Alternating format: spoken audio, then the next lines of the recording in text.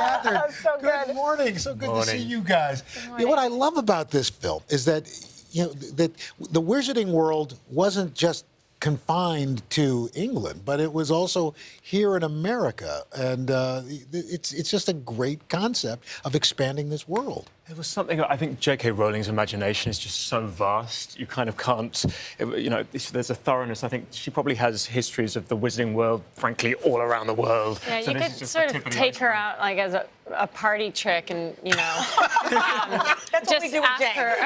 Well, that makes sense. Thank you. You could ask her any random question about any detail in the whole universe, and she can give you a paragraph answer. If I say, what did I do in the 3rd grade? She'd say, well, the first semester was tough for you because you skinned your knee and everyone laughed at, she has details for everything. And these characters are all new. We've never met any of these characters. To Al's point, we now know that this is outside of England. How fun was that to have this original creation?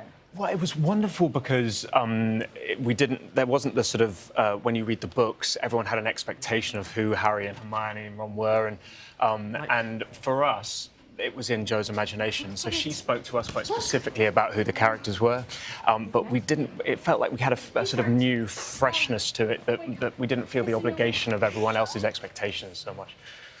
As an actor, and I use that term loosely, this must have been an amazing experience to enter this world. And are you terrified of the super uber fans that are going to now be following you in your career in the next series of possibly 5 more movies?